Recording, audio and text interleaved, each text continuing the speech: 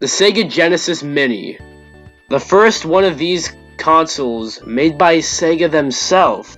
And following what Nintendo and PlayStation and Konami are doing with the NES, SNES, PlayStation, and TurboGrafx-16 respectively. Is this good? You know what? It's nothing short of a love letter to everyone who loves the Sega Genesis. I'd even say it might be the best classic edition or mini console that exists.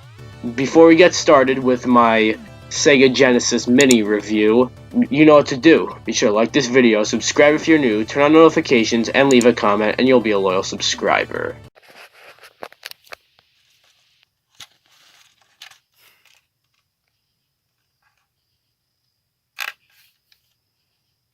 Before we talk about what the Genesis Mini has to offer, let's talk about what the console itself is. It's adorable. It's got an AC adapter, an HDMI port, and cord as well as two USB Sega Genesis controllers, so you can play any two-player game. You can also use it on your PC if you want. A slight problem is that it's only the 3-button controllers instead of the 6-button controller ones, in which the 6-button controllers work better for fighting games. So you still have to press start to switch between punches and kicks in Street Fighter 2 and Eternal Champions.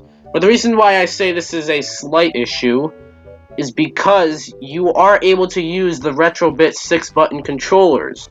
You can get one on Amazon for a good $20, but I also feel maybe you're like, that's stupid that you have to buy something to play certain games. Well, no, you can still play Eternal Champions and Street Fighter, but the system is already adorable.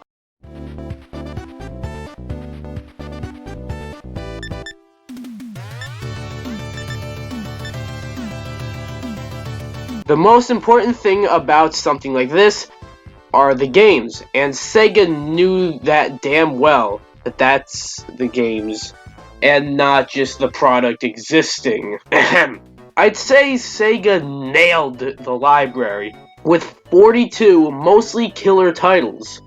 Each of these games scream Genesis, and the ones that don't scream Genesis scream fan service. What I mean by that is Mega Man The Wily Wars. Don't quite think of this game whenever I think Genesis, but that's absolutely crazy that we got The Wily Wars on this thing. Oh yeah. And Mega Man The Wily Wars is on this thing. Released in America for the first time that's not on a fucking digital network that was no longer available. Other crazy additions include of Earthworm Jim, the Mickey Mouse games, World of Illusion and Castle of Illusion, Monster World, which is a game released in 2012, and I believe only in Japan, Darius, and Tetris. The latter two, Darius, is a game that was never released before, and this version of Tetris is one of the rarest games ever made, with 10 copies known to exist? Though, albeit, this version of Tetris just really isn't that good. I also feel like they could have removed Sonic Spinball, Dr. Robotnik, and only one of the Mickey Mouse games, since we didn't really need both of them, for a game like Rocket Knight, Sonic and Knuckles, Mortal Kombat, Aladdin, Splatterhouse 2, or the Hyperstone Heist. And they would have all been great additions. But most of those games that I named are games with issues getting on there in the first place, or just got unlucky. It don't matter, because this lineup is nothing shy from superb.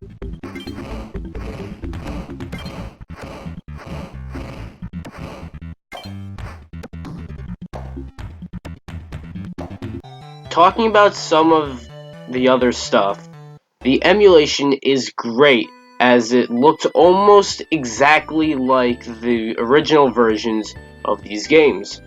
Where the most of my problems, my main problems lie on, though, is the menu navigation. If you want to get back to the game selection while playing a game, you either have to go up to the console and press the reset button, or hold the start button on the player 1 controller for 5 seconds. There is really no simple way unless you get a 6-button controller and use one of the triggers.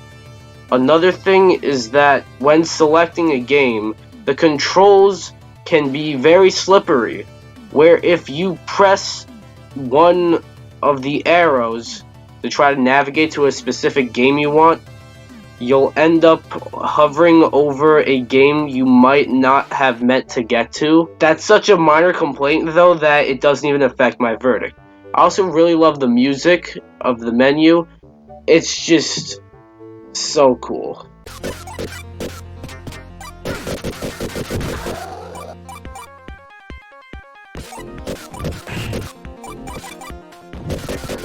In conclusion, the Sega Genesis Mini is nothing short of superb and a love letter to the legacy of the Sega Genesis as a whole, like what I said earlier. Whether or not you're the kind of person who would buy this because of being a big Sonic fan, you want an expensive game like Gunstar Heroes, you like fighting games like Street Fighter 2, Eternal Champions, or the shitty Virtua Fighter 2. Seriously, why is this on here? Forgot to mention that earlier. Or you just like retro gaming. The point I'm trying to make here is that the Sega Genesis Mini has something for everyone. And every issue I had can be easily and fairly refuted. I wouldn't even say I have a biggest issue, since these are all small issues that can make up one big issue, and so only bringing it down from a 10 out of 10 by 1 point. So, that being said, in the end, the Sega Genesis Mini gets a 9 out of 10. That was a lot of fun to review a console. I ain't never done that before. Like, not in the style I review games now. But yeah, Sega Genesis Mini. What did you think of it? Do you have it? Do you not have it? Do you want it? It's only 80 bucks. And I say only, but nah, it's actually worth 80 bucks. 42 games, 2 controllers. Those 2 controllers are a nice touch. Yeah, let me know in the comments below what your thoughts on this is. And I'll see you guys next time. Be sure to like this video, comment, subscribe. Bye-bye.